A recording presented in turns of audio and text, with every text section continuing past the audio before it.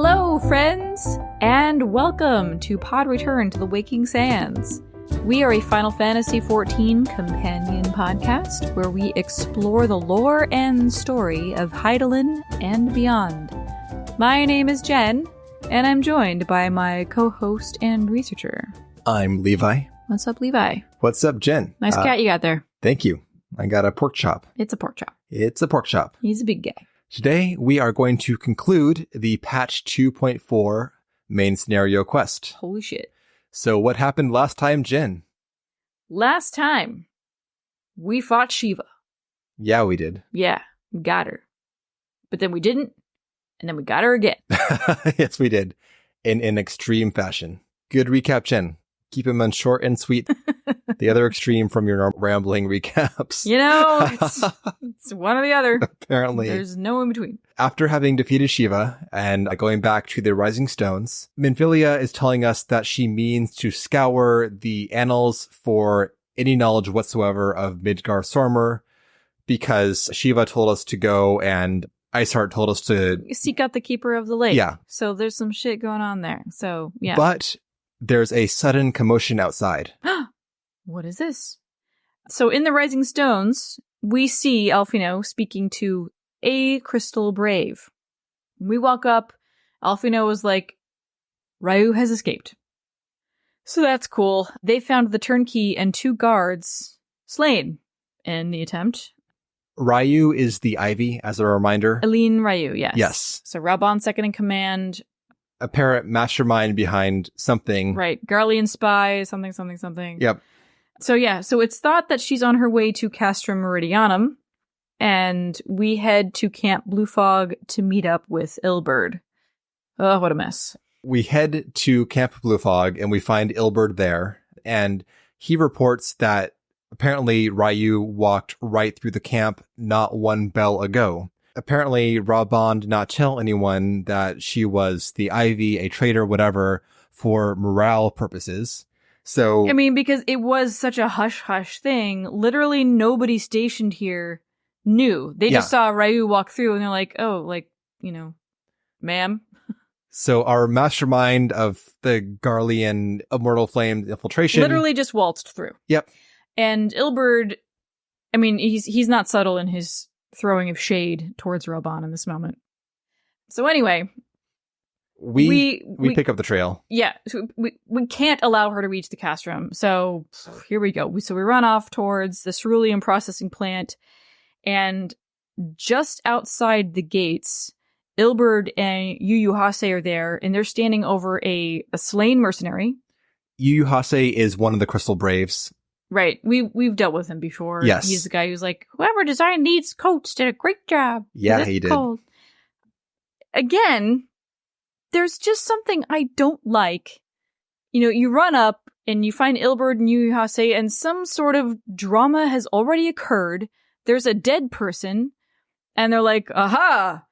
It just feels fucked up. I don't know. What are you objecting to exactly, Jen? It's just like, so the last time we were like, well, I guess running after Yu Hase in Kurthus, we found the random single Crystal Brave with the twisted ankle, yeah, right? Like and the 4 Braves that all fell behind in the chase. You know, it felt like some kind of like, it just felt wrong and dumb and weird. So like you run up upon Ilberd and Yu Hase, again, Yu Hase is involved, and there's a dead guy, and like it's just a convenient. So I don't know. Are you griping from a design perspective or from these guys are acting weird? These guys are acting weird. It just felt like. So to me, this feels like they're trying to, I guess, show off-screen action by showing us the aftermath. That's my takeaway. Totally. But it's just on top of the other weird shit that I have experienced, the Crystal Braves. It's just. Like, I guess I don't know. that's fair too. This dead guy, this is someone who was escaping with Ryu, and she booked it for the castrum while she left him behind to fight and die. Yeah, he was, you know, I guess trying to give her space for the escape, and she just abandoned him and let him get sorted. Yep. And then there was, with Ilberd and Yu Hase is a second mercenary dressed just like the guy on the ground. Yeah. But he's on our side, apparently. Okay. So we all go run towards the caster. Not the most elegant, but I think the idea is that the guy who's dead was in disguise. But again, agree that it's sure, yeah, it confusing visually. It confused me. Yes. I'm like, why is one of them dead and the other isn't? Absolutely fair. Yeah, anyway, so we run off and we find Ryu. She's having a conversation with an Imperial soldier. And we run up and she's addressing like a whole band of Garleans. No, it's a bunch of riffraff. Yeah. A whole bunch of Garlean riffraff. We've got soldiers, we've got vanguards, we've got all sorts of Magitech going on. We got Magitech armor. Yeah. So now we fight all of these things. Yeah. She's talking to the guys, probably telling them to go stop our attack, but we say fuck no. Aha. And we attack. And this becomes a giant goddamn brawl. So it is us and several Crystal Braves against so many Garleans here. Also, Ryu is going to fight us too on their side. Yep. So Ryu's fighting us. She's like a dragoon or a lancer or whatever. She's an amazing lancer. Amazing lancer, apparently. That's her backstory. She's real good at the lancing. Didn't seem too amazing to me in this fight. Wow. There are like 3 waves of Garleans that come in here. We fight scrubs, we fight vanguards, we fight the armor, and then a Colossus comes in. At one point, I think there were 2 vanguards chasing me around. I'm like, somebody help me! Because I was black mage and I was very squishy. Fair.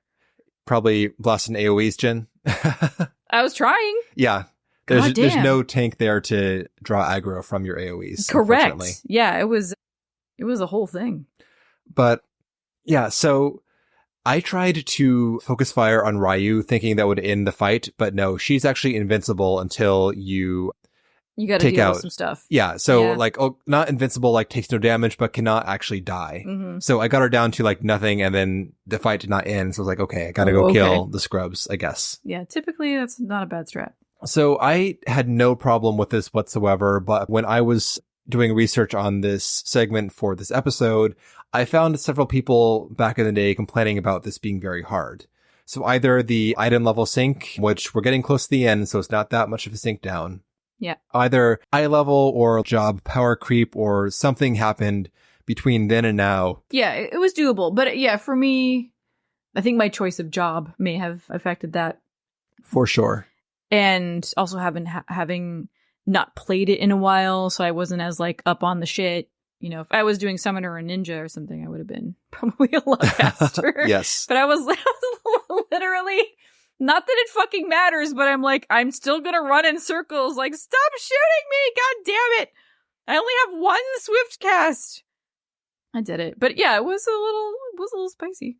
Yep. Either way, though, it's still fun. It's nice to be able to actually fight with the Crystal Braves and have them do something. Yes, and have it not be a snooze fest. Yes. We defeat them, and Ilberd demands that we bind Ryu thoroughly this time. No more escaping. And now Alphino arrives. He monologues about what a shame it is that a founding member of the Immortal Flames turned out to be a traitor, to have fallen so low.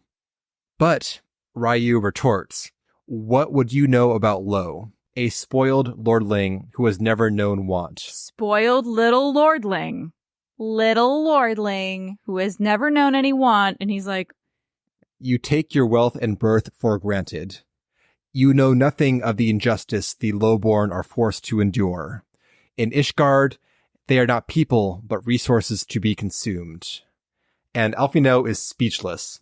He's got nothing to say to this teardown. Because he has no fucking idea. Because he is a child and has lived a very protected, very privileged life up to this point. And has no concept of highborn versus lowborn, Ishgardian society, all of that shit. But, however, so while he's kind of computing all of this, you know, she's like, I had to do whatever was necessary to survive. And I'm speaking as Aline, I couldn't possibly be responsible for somebody viewing me as some kind of paragon of the flames. Okay, that's not my problem. That's a them problem. And Ilberd is like, I'm gonna have to stop you there. Do you think that you're the only one that has ever suffered? Look at Relbon. and myself, both born into poverty. We never begrudged others their fortunes. We were playing the hand we were dealt to the best of our ability. And me and Raoban and countless others with similar circumstances, we fought for everything that we have. And Ryu spits back, then how are we any different? He concedes, there are some similarities here. We're both mercenaries of low birth. But while I sold my sword, you sold your comrades. Selling out your own people is the lowest of the low. If life has taught Ilberd one thing, it's you never betray your own. He would sooner cut off his own arm than turn on a friend. But enough talk. Back to Ul'dah with you. And so we cut back now to Ul'dah. Here comes a cutscene marathon. We are now in a gilded hall. This is the fragrant chamber. I thought so, but also it makes no sense for this to be happening there. It was kind of weird. It doesn't, it doesn't. I'm like, y'all, there has to be some little, broom closet somewhere where you can have these sensitive conversations that isn't in a known place that is compromised by spies. This is why there's no secrets in Ul'dah, because fucking everyone just, spies on the... Find a fucking cone of silence somewhere. Gilded chamber and here's every goddamn thing. So, no, but anyway, so they're just standing in the fragrant chamber, just out in the fucking open. Teleji Adeleji is here in the fragrant chamber for some reason. He's getting a report on his link pearl. He's talking to his, his unheard correspondent. Not the Ivy anymore. Saying that Raoban is his biggest concern. There's no telling what the brute might do. Have the blades watch him day and night. So this means that the brass blades are working for Teleji. Weird. Not surprising, but also concerning. Yeah. No, I do not foresee a problem on that front. The main concern is Raoban. There is no telling what the brute might do. Have the blades watch him in the flames day and night. You may leave the Sultana to me. I shall personally attend her grace. He tells his minion to sever one of the East Aldenard trade routes. That'll keep Lolorito busy for a while. And Nanamo Ul'Namo, for my sake, pray be a good little Sultana to the last. All right, machinations. We are back now in northern Thanalan. Alphino says that he wants some answers about how Ryu was able to escape. But would we inform Minfilia? Apparently, the antecedent held Ryu in high regard. First we've heard of it. Yeah, when we first kind of told her that we discovered the identity of the Ivy and who it was, and she was like, are you sure there wasn't some misunderstanding? And this was back when I was like, guys, do we have any concrete evidence? Are we going to rush in here and arrest this woman when she's basically going on a walk in the wilderness, so I had my doubts. Minfilia also had her doubts. It's a hard thing to hear. But back when she was setting up the Scions of the Seventh Dawn in Thanalan, she worked very closely with Aline to, with the logistics and setting all of this up. And she's like, I saw the same passion in her that we'll have for eliminating the primals. It was very clear to me when I, spoke to her and I looked at her and looked her in the eyes that we were on the same side. And so she's like, well, I can't speak to who Aline is now, but I'm just going to say back then, I think I saw her true self. Copium. Jen skipped our scene transition, but we're now back in the Rising Stones, and Minfilia tells us all this. We're in the solar. So Minfilia says that Ryu was truly passionate about the primal threat, and whatever else she may have been, Minfilia believes that it was Ryu's true self with whom she spoke when discussing the need to deal with the primals. Yeah, it's hard. But with Ryu's now apparently confirmed Garlean involvement, that recontextualizes the whole primal shit quite a bit, because that's the main talking point of the Garleans. Right. It's we're going to save you from the primals. That's it's copium. Yes. So, back onto the Ascian problem. Yes. There is an announcement for this Scions Assemble. Placebo! Minfilia gives Moonbreeda the floor. So, a little, she does a little bit of a recap, kind of, okay, let's remind everybody, white auracite, this is the jam, but it has its limitations. It can absorb an incredible amount of ether, but it will expel it after only a short time. So, when used to trap an Ascian soul, we can't be sure of how long it could be contained in the white auracite. We don't really know anything about Ascian souls. So, to deal with this, we have to destroy the soul immediately, with a powerful burst of ether. And, how powerful does this burst have to be? We don't know. The properties of an Ascian soul, total mystery. However, there may be some clues gleaned in our interactions with La Habrea. Interactions? You mean our final battle? I mean, it lasted long enough that it was interactions. Technically, yes. Well, in the Ultima fight, we didn't know we didn't deal with him. So during the fight, Hydaelyn bade us make a quote-unquote blade of light, which was ether. And it pure ether. Oh, okay. Not any of this, like, blended ether. Correct. This is single barrel aged. Yeah. 200 proof ether. All right. And did you just say 200 proof? Yes. Okay. I'll allow it. Thank you. So it becomes our task to figure out how to recreate a blade of light of our own, on our own. Ida, of all people, Ida has an idea to use 2 white auracites, one to trap the Ascian, one to store the ether for the blade. Totally legit suggestion, IMO. But the storage is the roadblock. So we need a method to create a blade at a moment's notice. We trap the soul, we create the blade, we sever the fucking soul auracite shit. Like, it all has to happen so fast. And now here comes Papalymo to once again talk shit about our plan. He says that's all well and good, but it seems to me that producing such a blade will require a prodigious quantity of ether. Whence will it come, pray tell? Exactly. The answer is more research. Yes. And we don't know. we don't know. Yeah, we got to figure this out. We got to do more testing. And Moonbreeda is like, fuck yeah, testing. I'm going to do some more testing. I will stay here and do that on the white auracite. And she's like, you know what? I could really use some help. Oriange, could that be you? Mine apologies. I am required. Sputters. He's like, oh. At the Waking Sands. How do I get out of this? Lady Minfilia hath given Urianger sole charge of the premises. 'Twould be unseemly to lead them unattended. But now Moonbreeda gets predatory. Well, she's like, oh, no problem. Totally understood. I'll come to you. Perfect. She says this means you're all alone there. You're all alone. Aww. The camera zooms out now and everyone is very Everybody amused. is delighted. The Scions are just completely delighted, as are we. So now the conversation moves on. While we were afield, word arrived from the Charlayan motherland. The survey party has returned from the Isle of Val. According to the report, the isle has been erased from existence.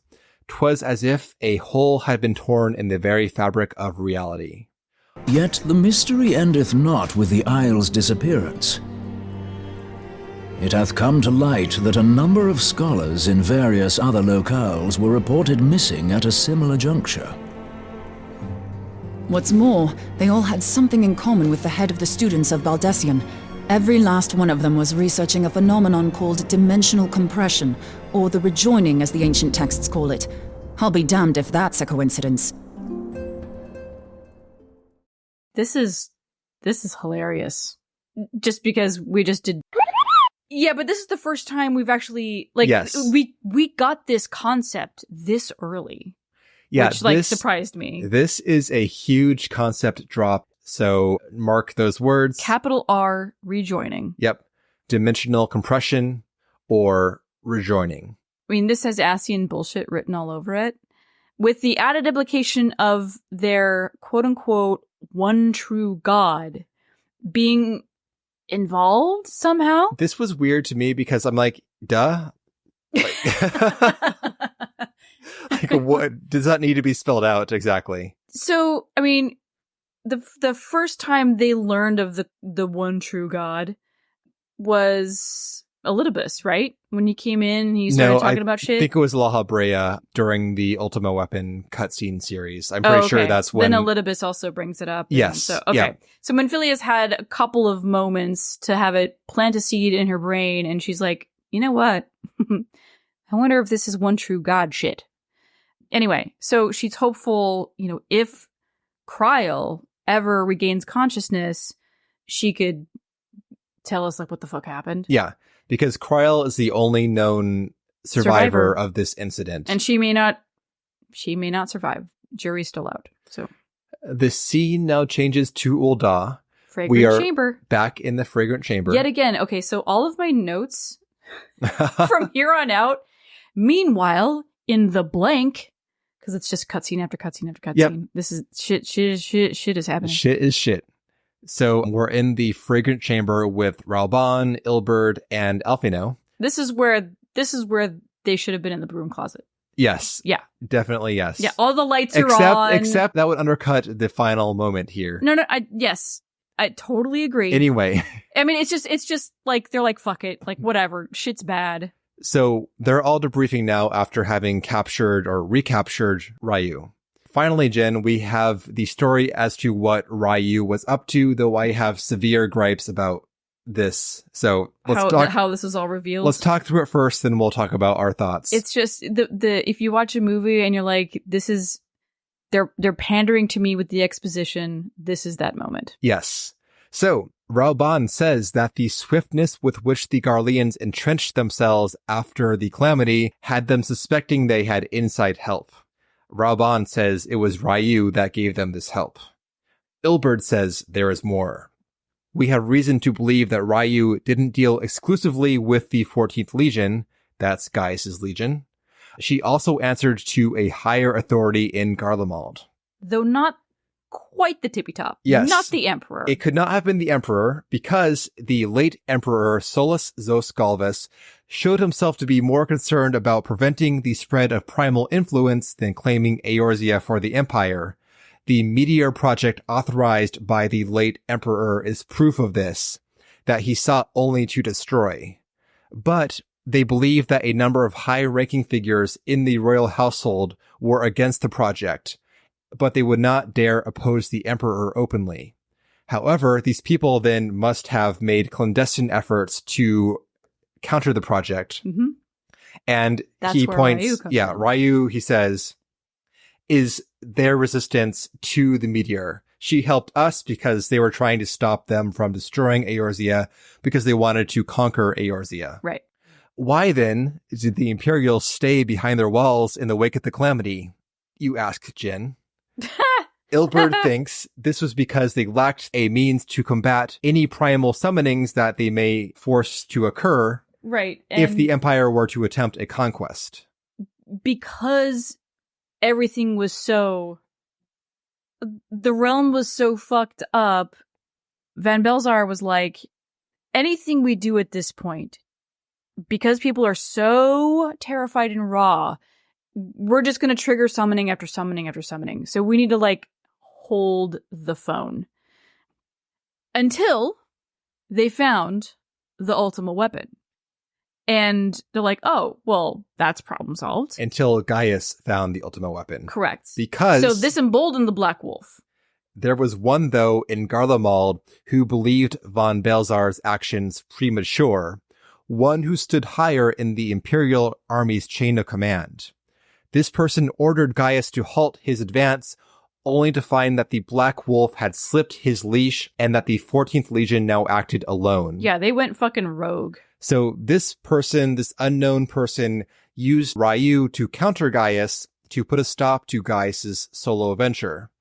So this mystery person outranks Von Belzar, yet opposed the Meteor Project. Therefore, it could only be the former High Legatus of the Garlean army, now known as Emperor Varus Zos Galvus. Dun, dun, dun, dun, dun, Duh. He must be Ryu's true master.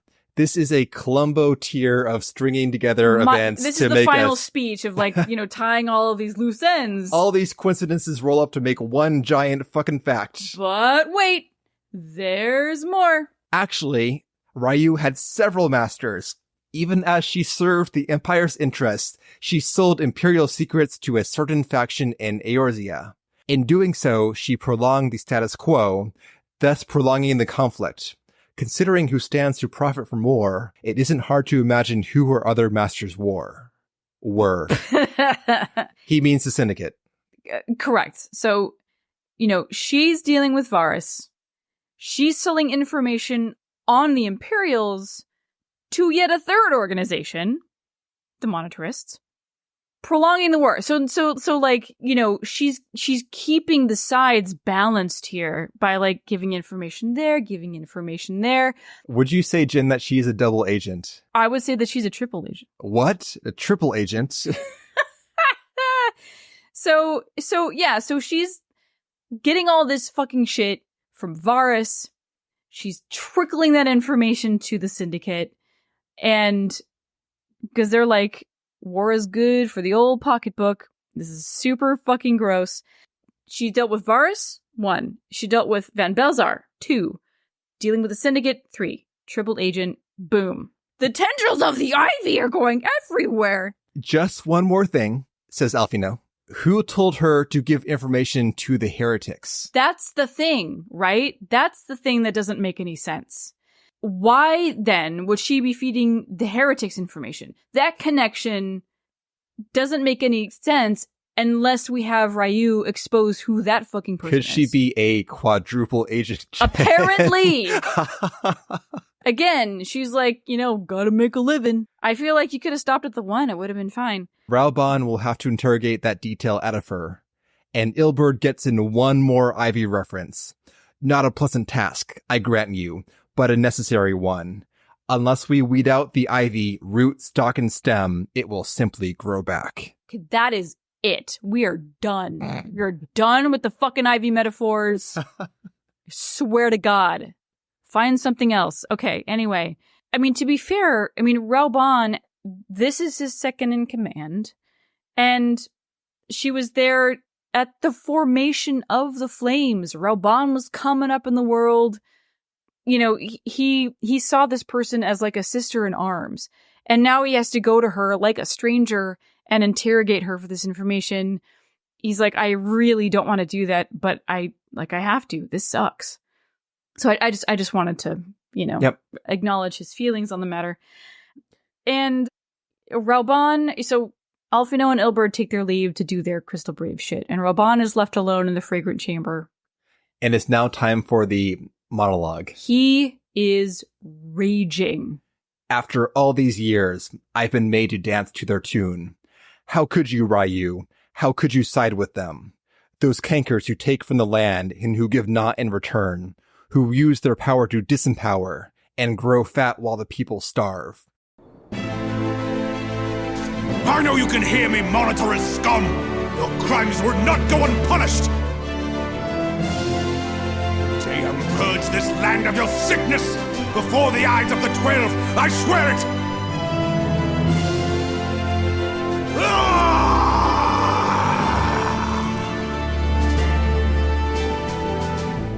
I wish it was louder. I wish it was like, I understand you're in a recording studio. There's a microphone. There's only so much you can do without fucking up the levels. Ask me how I know.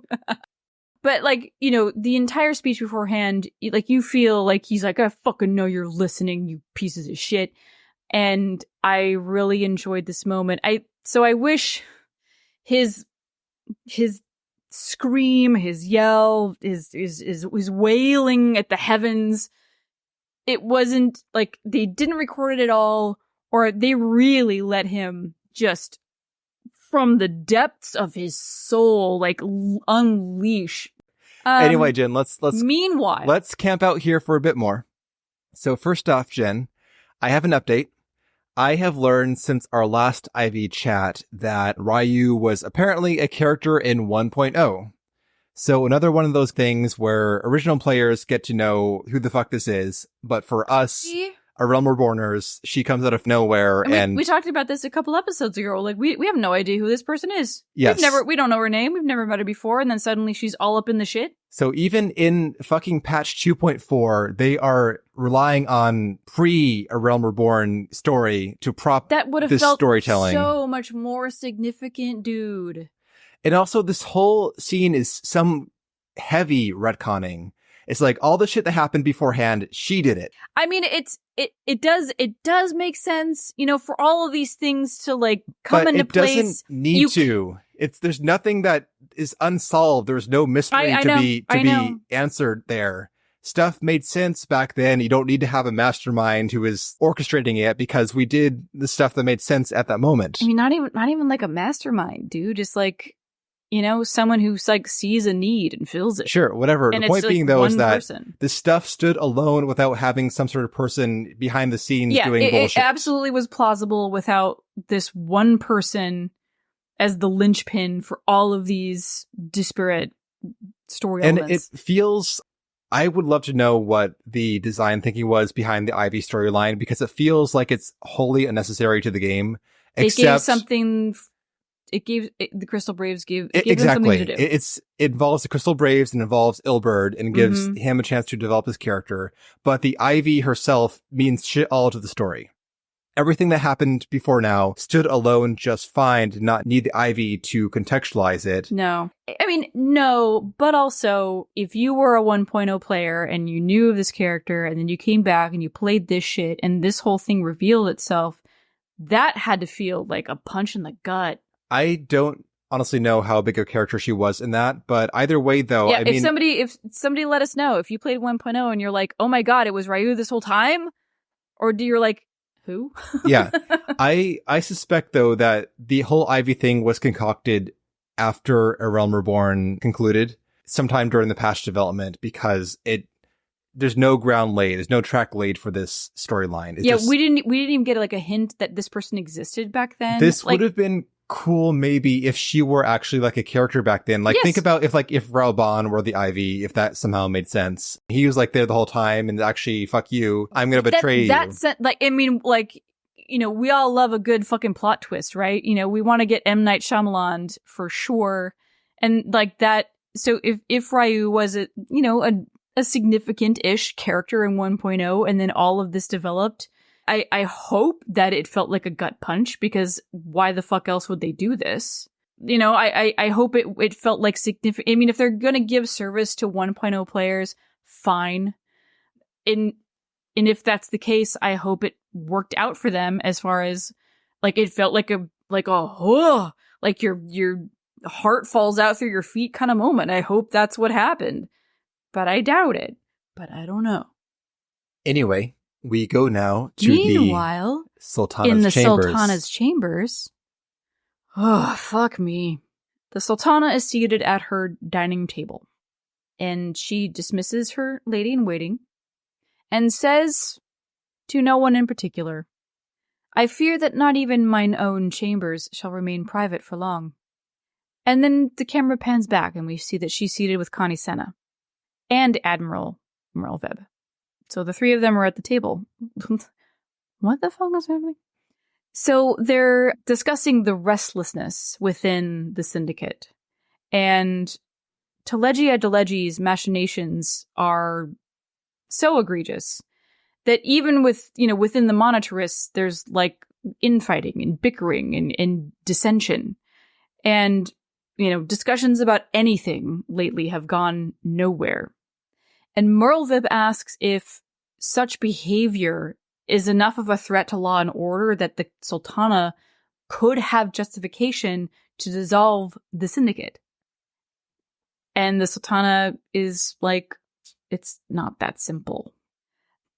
So the discussion revolves around the perils of crony capitalism, and Ul'dah, and by extension the Immortal Flames, must be made whole if they are to stand together with the Alliance against the Empire. And the oligarchic control the Syndicate holds over Ul'dah is a huge deterrent to this endeavor. But that's not the only one. The true wealth of Uldar lies in the health, happiness, and hopes of her citizens. Alas, the citizens shall never know these things, so long as their lives are ruled by the ambitions of the few. The monetarists claim to represent the best interests of the people, but in sooth they desire only to manipulate them for their own selfish ends. For the government to serve the people, it must be formed of the people. For Uldar to move forward, it is not only the syndicate that must be dissolved. And it's here that the Sultana alludes to her dissolving the Sultanate. And Merlvib is like, wait a second, are you saying what I think you're saying? So this is the choice that Teleji hoped that she would make when he said, be a good little Sultana. He knew that she would be pushed into a corner where she would have to make the decision to dissolve the syndicate and also dissolve the Sultanate. So Nanamo's goal is to create a true republic of Uldar, where monetarists and royalists will cease to be. She says that the true wealth of Uldar is in the health, happiness, and hopes of its people. But as long as these people are ruled by the ambitions of the few, this will never happen. And even though the monetarists claim to represent the people's interests, that's obviously not the case. So they need to dissolve and reform the government to be composed of the people to serve the people. Nanamo says, this is why I asked you here to my chambers to have tea and like a decked out crumpet selection. There are way too many desserts on this table. They're all going in the trash afterwards. And then like and salad. Yes. But nobody's eating because like, Jesus Christ, what a bomb. Nanamo, she says, after I make my declaration and I abdicate, chaos will ensue, but please, Kanisena and Merlvib, please help keep the people safe, help Raban preserve order, come in foreign countries and keep the peace in my country, because that is going to work out somehow. Well, I mean, this is pretty decent foresight. You can't just abdicate and dissolve the entire government as everybody has known for the last who knows how many years without major fucking upset. Good God. I mean, and that's what the alliance is for, right? That's the scene pretty much. Both Merlvib and Kanisena are like, what the fuck? But Nanamo says there's no other way. We shall become a republic. Beyond this, I cannot help my subjects. That's the scene over right there. That's it. Yeah, the camera just kind of moves away and the discussion continues into the night.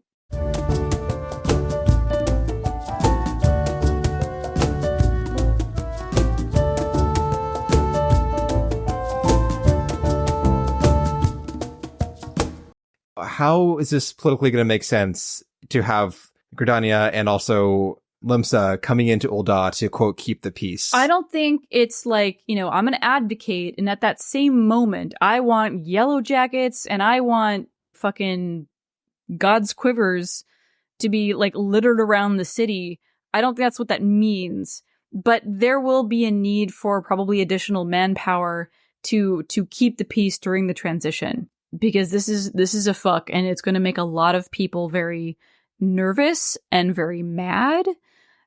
So what I come to first, Jin, is that how does the Sultana, with, frankly, as we've discussed beforehand, her essentially figurehead position, she is more of like a face than she is actually like a political figure in many ways. But she has that. So, I mean, you're correct. With the syndicate doing its syndicate shit, she does still have power. And the power to abdicate on its own is like a huge upheaval. But what she's doing now is trying to balance the syndicate. So she's having to play into this, knowing what the syndicate represents, all of these muddied interests, but also the interests of the people. So she's trying to keep all of these little threads going, this very delicate balance. But if she nukes the entire thing, that's also something she can do. That's where I'm kind of hung up. I don't know if she can, frankly, because already the Syndicate has deprived the Sultan's throne of most of its power. So if she tells them to fuck off, you're dissolved. I don't know if they're going to just say, okay. If it's made clear. If you say so. Yeah, and I don't. Because the Syndicate owns Ul'dah, like pretty much literally. They own the guard. The guard's all private. There's no like public guard. I mean, yeah, what's to stop them from just appealing to the people and saying, oh, you know what? It's going to be I'm so sorry about the Sultana. In the meantime, we're just going to go ahead and establish Lord Lolorito, let's say, to act as an interim administrator. Yeah. And then that's it. Yeah. That's it. Pretty much. What's to stop that from happening? Or I guess so just maybe, one thing, it's probably more installed to Leggy with the way things are going now as an interim well, he would install administrator. himself. Sure. Yes. I don't, considering how he's pissing everybody else off in the Syndicate, they wouldn't agree to that. I mean, if they're going to like put it to a vote within the Monetarists, they'd be like, well, it's obviously not going to be Telegy. Point being, though, it's not going to be Telegy. But I mean, so yeah, what's stopping them? So I'm wondering if like she is very subtly alluding to having Merlveb and Connie Senna utilizing that manpower to prevent like this, like, you know, ex post facto coup from occurring. Maybe I'm just too, I guess, jaded by current events, but it feels like if the Sultan's like, okay, I quit, my seat belongs to the people now. And no. There's just like a tremendous vacuum. And then, though, like the Monetarists say, okay, so we're actually going to take over now because there's a power vacuum. And then Gridania and Limsa come in saying, we're going to actually fight for the people.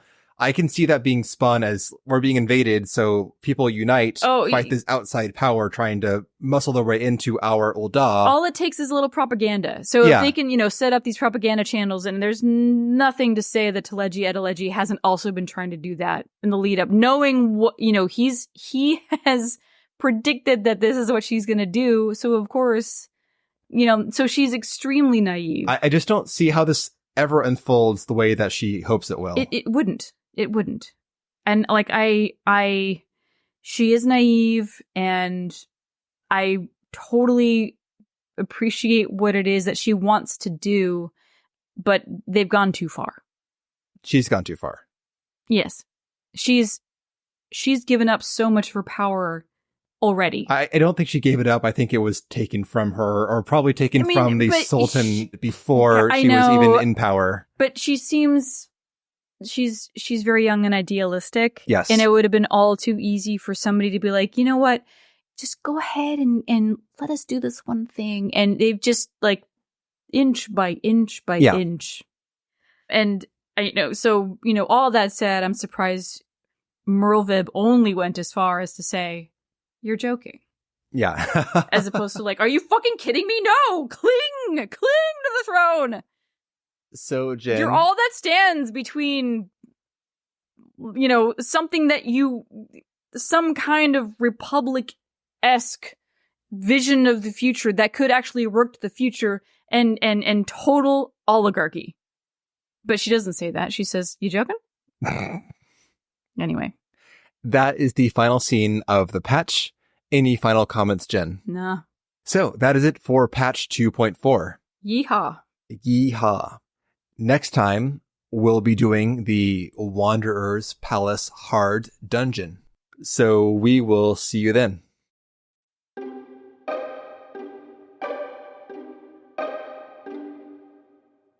And that will do it for today's episode. Whew, that was a lot. Thank you guys so much for listening and being golden like the interior of the fragrant chamber. Which we saw 3 times today. Yeah. And I bet you all smell as good as that incense. If you want to get in touch with us, you can at podreturnffxiv@gmail.com. Check the show notes for our Discord. Join up, meet a bunch of very excellent people. You can join us for our group runs there. Organize group runs of your own, share pictures of your pets, share your glams, all sorts of good shit. And we also have our Patreon, patreon.com/podreturnffxiv. And for $1 a month, you get access to everything else that we do. That includes our Final Fantasy XI series, Vanity Elf Explainer. All of the seasonal episodes go there. And any peripheral shit, like the tabletop RPG, the Final Fantasy XIV card game, that kind of stuff, you'll find it there. So give it a listen. And with that, we hope you enjoyed the episode. Have a good day or night, and we will see you next time.